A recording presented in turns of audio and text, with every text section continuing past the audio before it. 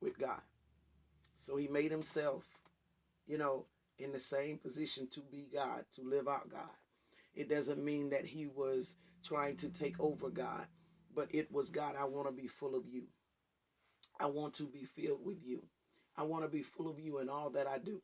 So I don't think it's robbery for me to consider myself to be as God, because it is God that lives in me.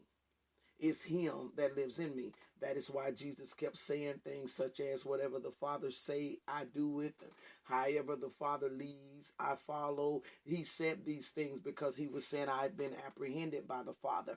I've been taken over by the Father. So it's not robbery. It's not robbery to be equal, which only means that I have all parts of God. I don't just have some of God, which is how most of us live our lives. We live our lives by only having some of God. We don't have all of God. We'll have some of God. You know, I got certain parts about me that I let God deal with, but then there are other parts of me that I just reserve for myself that God has no control over. He has no hand upon, because I keep that for myself. But what Jesus is saying here is, it's not robbery for me to allow God to be everything that he needs to be in me, and for him to do everything that he wants to do in and through me. So it's not robbery for that to happen. He's not robbing me of fun, because that is what we would tend to think a lot of times when we can't, because it has been taught that you can't do this, you can't do that. Dogmatic teachings have come about in churches and all. You can't do this, you can't do this, you can't go here, you can't this, and all this kind of stuff. You can't go to ball games, you can't go to the movies, you can't do. And so Jesus said it is not robbery, which means he's not robbed my life of anything.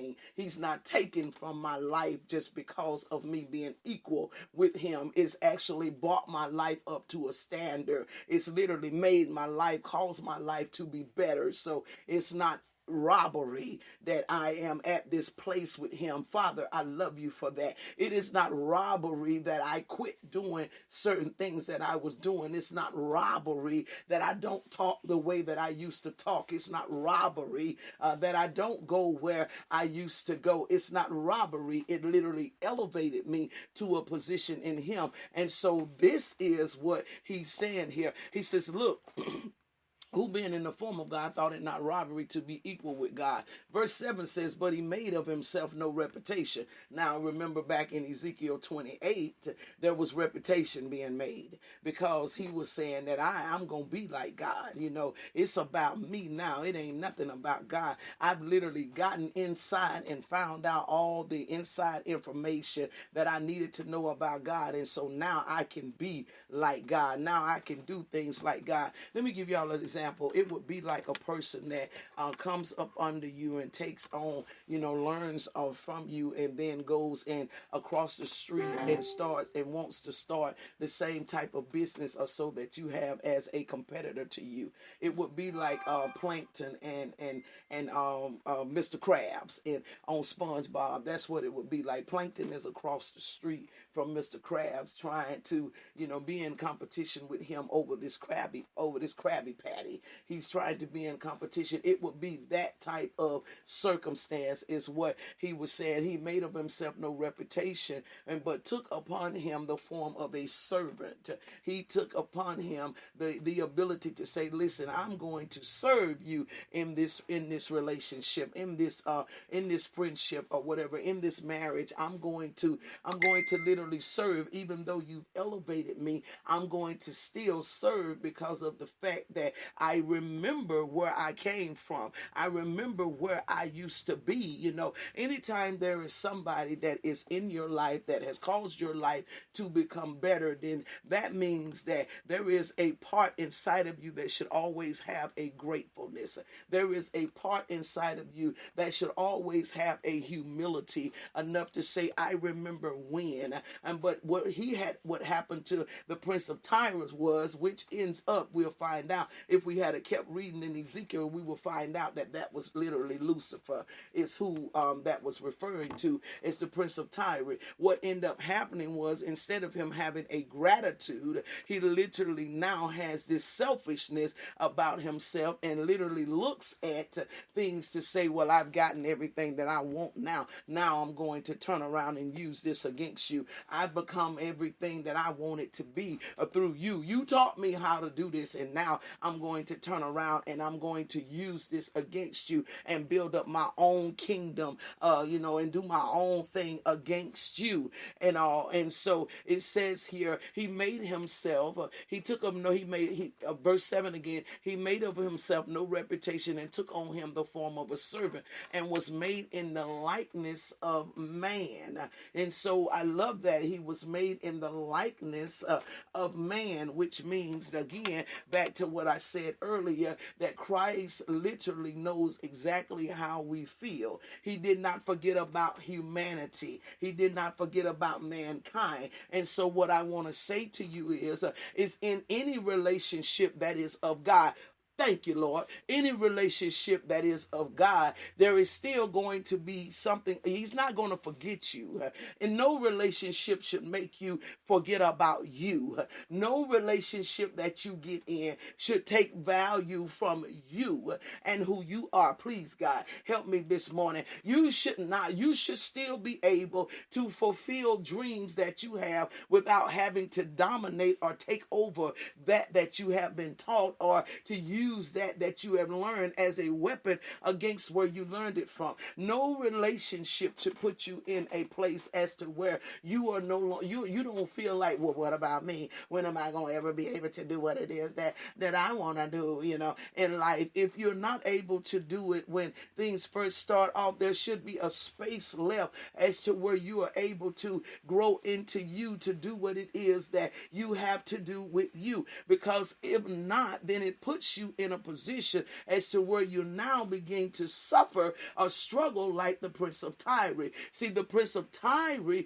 did not see the end result, or was not yielded or developed enough to see that you're going to be great because of this. So he takes on the nature to say, no, instead of me becoming equal with you or learning from you, developing from you, I'm literally going to look at what you're doing and want to be you. Oh, God.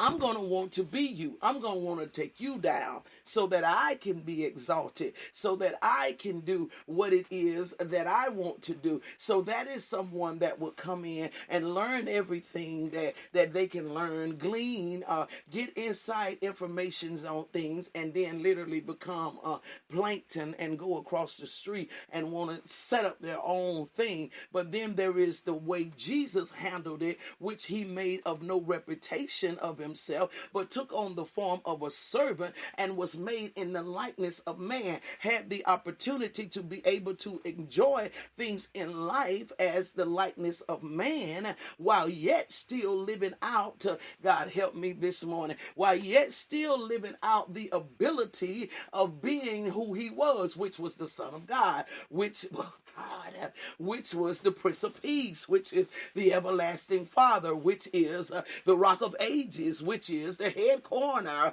All these things that he is, he literally gets to be human too. He gets to enjoy things in life too.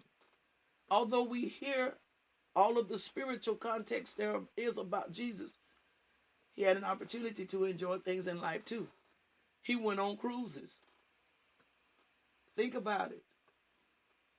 Got in them ships and went from one place to another. Jesus went on cruises. Jesus was a traveler. How you know? Because he went from different places, doing different things. Jesus was highly regarded and respected, although what we read about was how they wanted to assassinate him, how they wanted to do things to hurt him. Yeah, that happened, but there was also people that was being good to Jesus. You can look in Luke chapter 8 and see that there were people that were being good to Jesus. Herod Stewart, all those women, Susanna, they all got together and they took care of him to make sure that he was fine. So Jesus had a balanced life. He had a balanced life. So my thought to y'all this morning, from what the Lord would say to me, listen, I need y'all to watch yourself. Watch yourself now. I ain't ever had a word to come forth that didn't mean something. I haven't ever seen a word come forth that didn't have a meaning to it.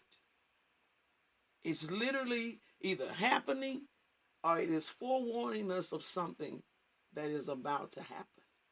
Something that is about to come forth. Now, the son of Tyre, he took on the wrong nature. He literally came against that. That would be the greatest blessing to him. So if you ever say that you've been betrayed by someone that you were close to, thought you were close to, and felt as though, you knew it wasn't isolated as far as people understanding what you felt. But if you didn't ever know that God understood, I just gave you scriptures to show you. God completely understood. He understands exactly what has happened because of the simple fact he had given the son of Tyre positions. If you look and take the time to go back and read in Ezekiel 28, you will see the positions of authority that he literally had given him. But because of his nature to be selfish, his nature to not really see that he had been literally honored to be brought to this place, he couldn't see it as that. It literally made him want to glean things for the wrong reason. It gave him a let's say takeover. He had a takeover, a spirit about himself. That's what they call it. He had a takeover spirit about himself. So what he was learning to not help to enhance, but he was learning so that he could take over. So watch it. Be very careful. I know this is a different type of anointing this morning, but I'm going to always follow God because I can sense and I just believe the Father. I believe the Father. I'm not going to believe anybody. I'm going to believe the Father and what the Father is showing. I'm telling you, it's either happening or it's going to happen. One tell of the two. But if we take heed to things that God say to us to help us, then we can literally protect ourselves from these type things. We can literally watch over ourselves to keep these things from getting the best of us. And let's take on the fashion of Jesus in Philippians chapter 2, where he thought it not robbery to be equal with God, which means that I don't have a problem with you subduing me, taking me over. But I still know how to be humble in it. I still know how to be humble in it. I still know how. One, we see where the relationship was challenged. The other, we see where the relationship was respected. One, again, we see where the relationship was challenged. The Prince of Tyre. The relationship was challenged and he failed. We see the other side, Philippians 2, where Jesus prevailed because he handled it in the proper way that it should be handled. Be very careful how you handle those that you consider yourself to be in a relationship with, regardless of of what title that relationship is. If you are in a marriage, respect it. If you are in friendship, respect it. If you are in covenant with a pastor or however, any type of leadership, respect it. With your employers, respect it. With your children, respect it. Because there's going to be challenges that are going to come about.